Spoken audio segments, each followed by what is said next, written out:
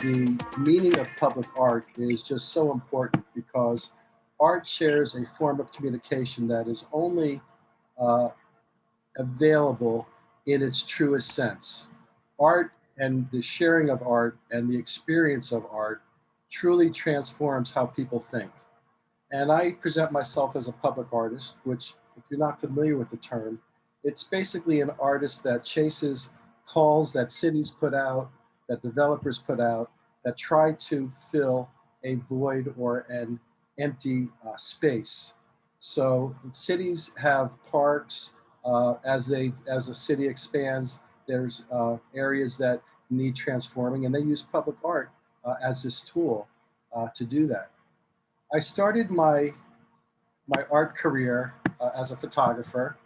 I studied programming and was a programmer. And I started taking pictures by going into the Everglades. And along my way, I had the opportunity to create a public art project called Gator in the Bay. Ellen, could you share that photo of the gator? Yes, I can. One moment, please. So my career started basically as a photographer, and I was shooting content for websites. And on my free time, I would go exploring into the Everglades and mostly try to um, learn about how to save our Everglades. And that basically transformed my whole life. I became uh, focused on photographing and creating images that had a message. The Gator in the Bay, what you're looking at now, is my first large-scale public art piece. It's something that was the size of a football field that floated in Biscayne Bay. The body is over 200 feet. The head of the gator was built on a barge that's 90 feet. The two boats on the side are my boats, and the boat on the top is one of my chase boats. And the boats on the side are each 35 feet, just to give you an idea of the expansiveness. Is one of the tiles of the gator. The gator is the body was made of 104 of these tiles that are 8 by 4, and each tile showed an image of the Everglades. Go on to any other image. So after doing Gator in the Bay, I became a water expert. If you semantically say that you are out to save the Everglades, that's the same thing as saying, I want to save our drinking water and our water supply. So that seems to go unnoticed.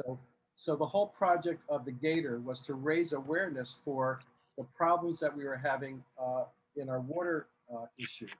And in the beginning of my career, I had the very good fortune to meet Christo just after his wife passed away. I had the experience to meet Michael Moore, who was the documentary he did Saving Columbine. These are very influential people to me who said that if you are an artist and you have a platform to create and make sure your message is correct. If you whoever you are, if you have people who listen to you, and I'm so thankful that you're here listening to me, um, that you make sure that the message is clear. And the idea of me as an artist trying to save the world transformed and changed after the Gator in the Bay project, because when you're out to get involved in such a political project like the water situation in Florida, you come up with a lot of um, brick walls. And I was still determined to make a difference. I'm a person who is driven. I don't have kids. This is my life. And it's important for me to not just make a difference, but to try to change the world in a way that will affect as many people as I possibly can. I don't want that thought to go unnoticed that I still feel that the greatest thing anyone could ever do is to be a parent and to create another human that can contribute to society. But as an artist and as a single person and someone who really lives like a hermit, this is my way to communicate to people. And in my communication with the Gator in the Bay, there was so much resistance, it took away from the enjoyment and the fun of it. What Ellen has on the screen now is how the Gator body developed. I always try to assemble my projects, and then I try to take them down in steps. And at each step, I try to figure out how can I make this project more difficult. So if you look at the Gator and you look at the whole body, each of those body parts are made like the claw. And the concept came from a client when I'm shooting weddings that wanted something different that in a photo album. So I recreated and reinvented how photo mosaic works. Now, Andre Mosaic is the person who writes the programs that automatically do mosaics. I was in touch with directly with Adobe, Photoshop, all their programmers. When I told them I wanted to make a photo mosaic the size of a football field, they basically said you have to do it by hand. There's no way to do it automated. And I had to do it by hand.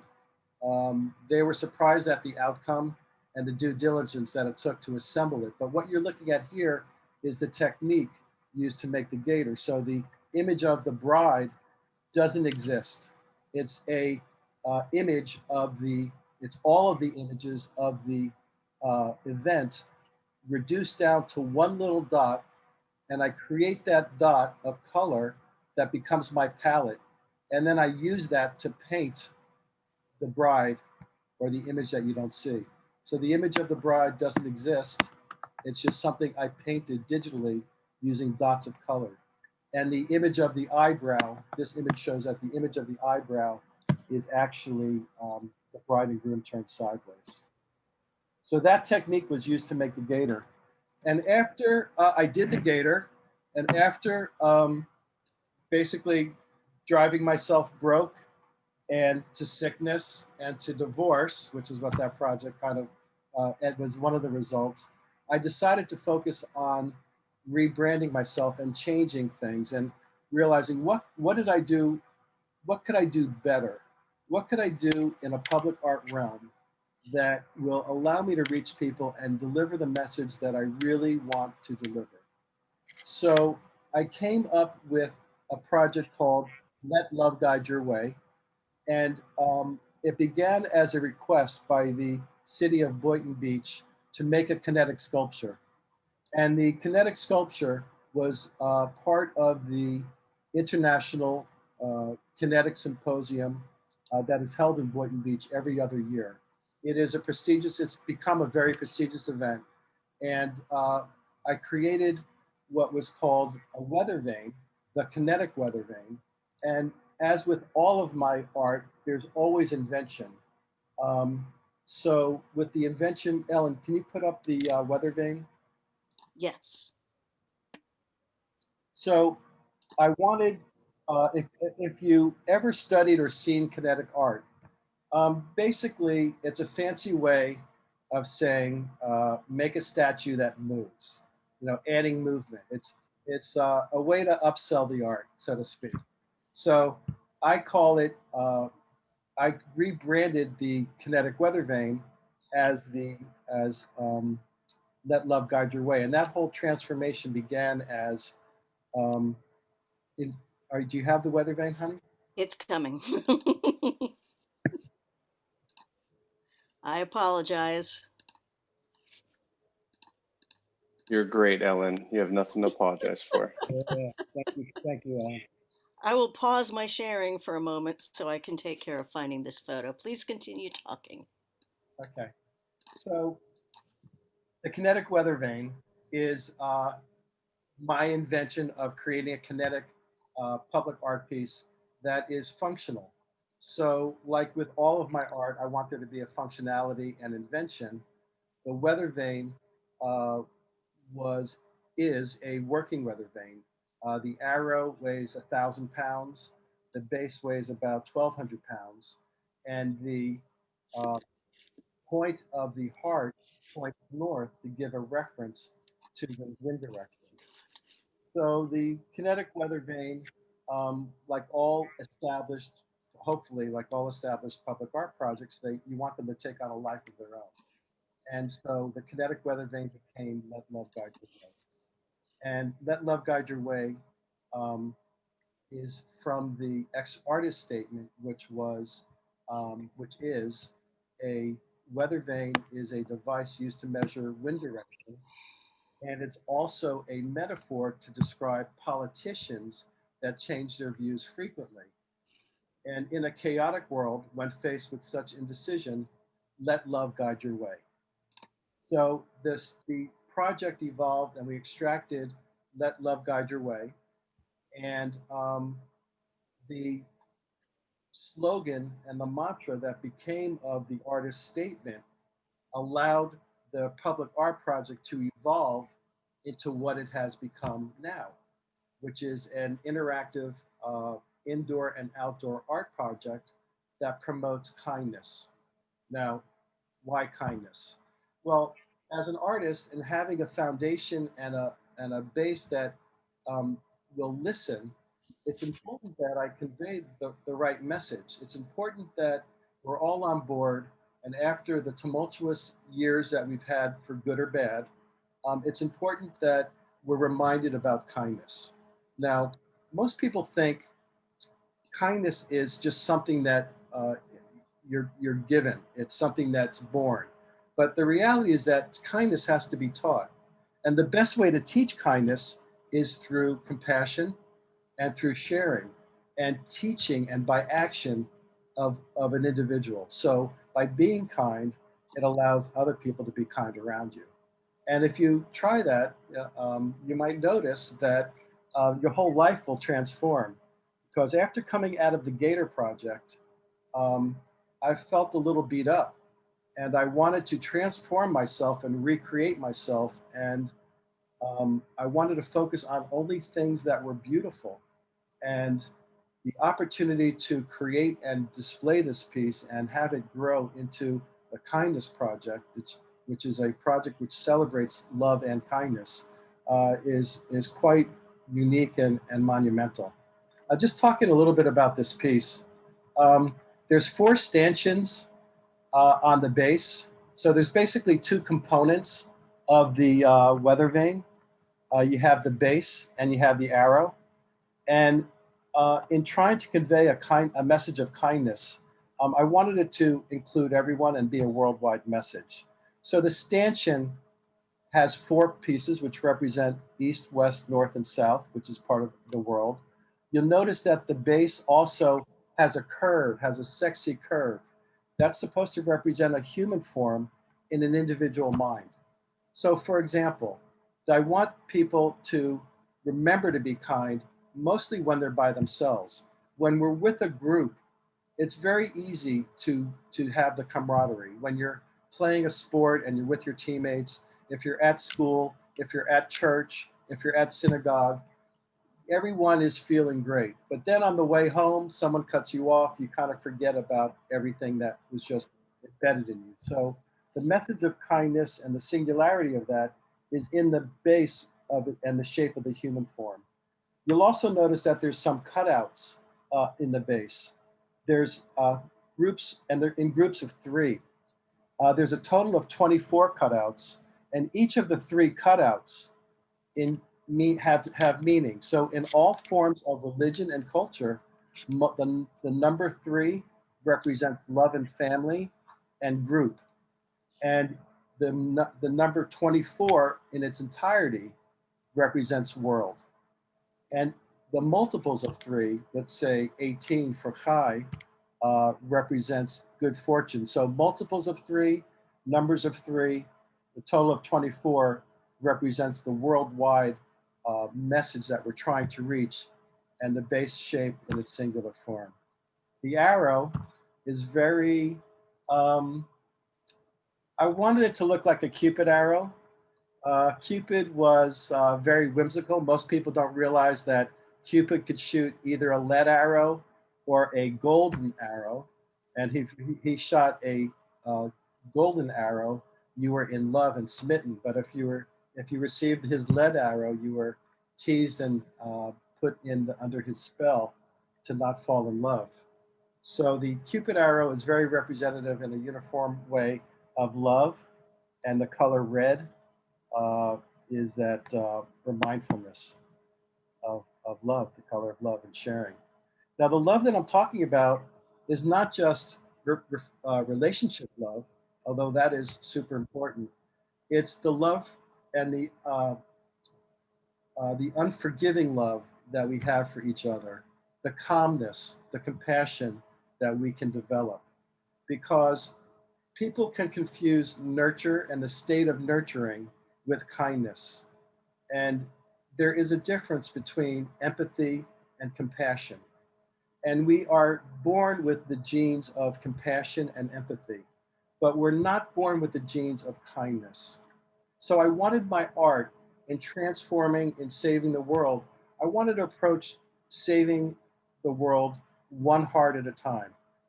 And I even do that by handing out buttons. So if you are hearing this recording, feel free to contact me and I will gladly send you a kindness button.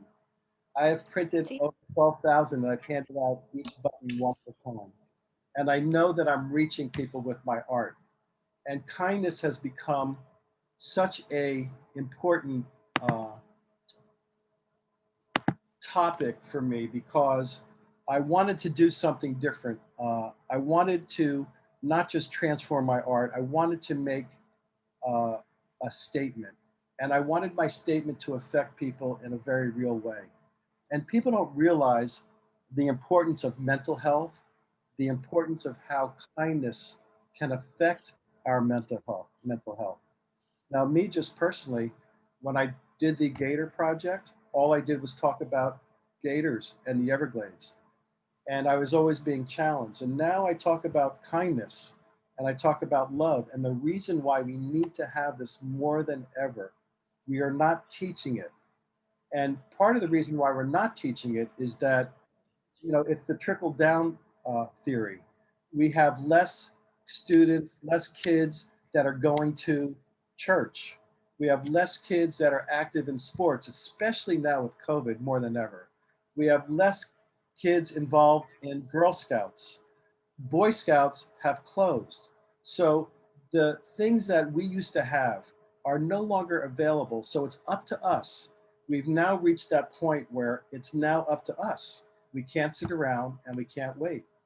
And my approach to making a statement and my approach to conveying the right message was driven by not just my experience about only talking about love and kindness, but truly studying it. So after the Gator, I became a water expert, and now, surprisingly enough, I've become a kindness expert, and I love it. The study of kindness does so many things to reduce pain. When you do an act of kindness, it naturally releases endorphins into your body.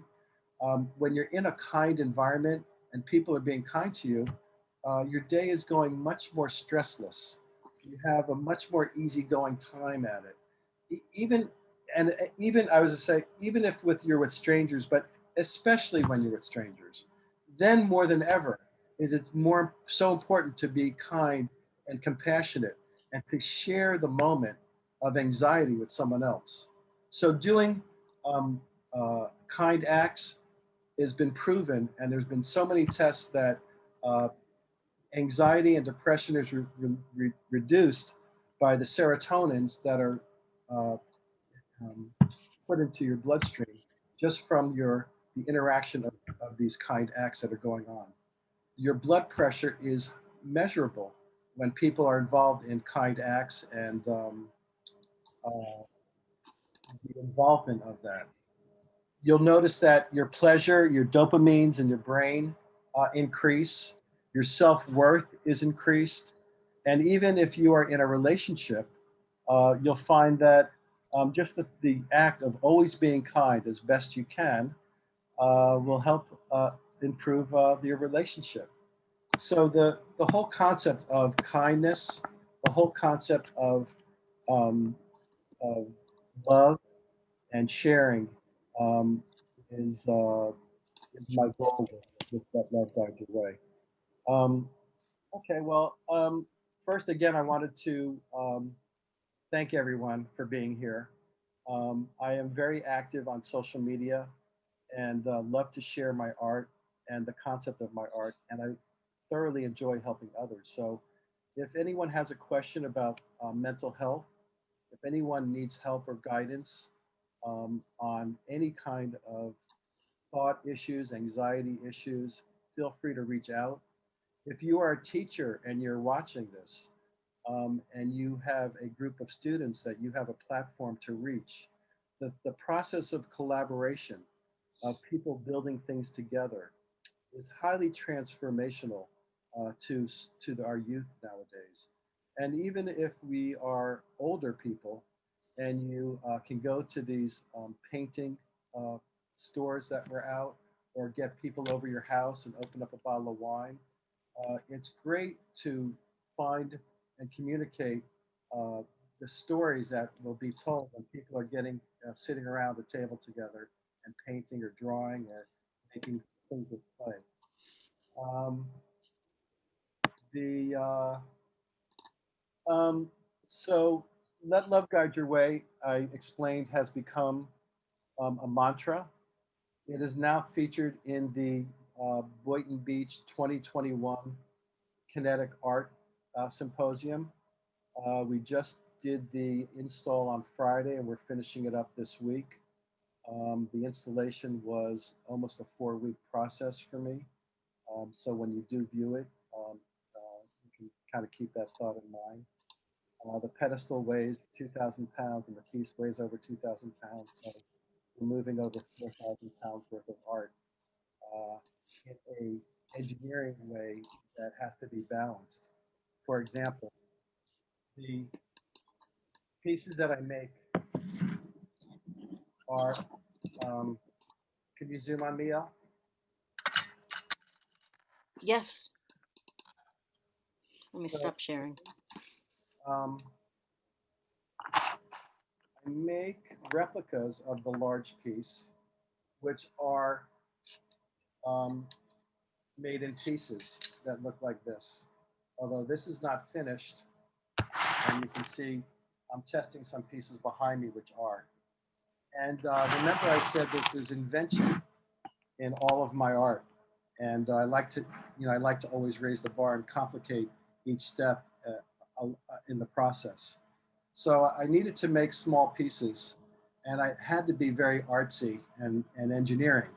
So what I did was I created a puzzle. So the weather vane, the large weather vane that you see, is truly a working weather vane. And that's the difference between a kinetic piece, which just spins by, by, by, by wind. So there's a very small fan behind that you probably can't see, which is lightly blowing that. There's no motor or anything attached to that. That'll spin like that forever. So to make my small replicas unique, I made them like a puzzle. So there's 5 pieces, but they only go together one way. Otherwise, it won't work. Hmm. So I'll quickly assemble this. And I will tell you, it's amazing how this works and how he thought of every single detail to make it simple for the user who hasn't seen it before, complete with little tiny marks to direct you on how things go and where they go.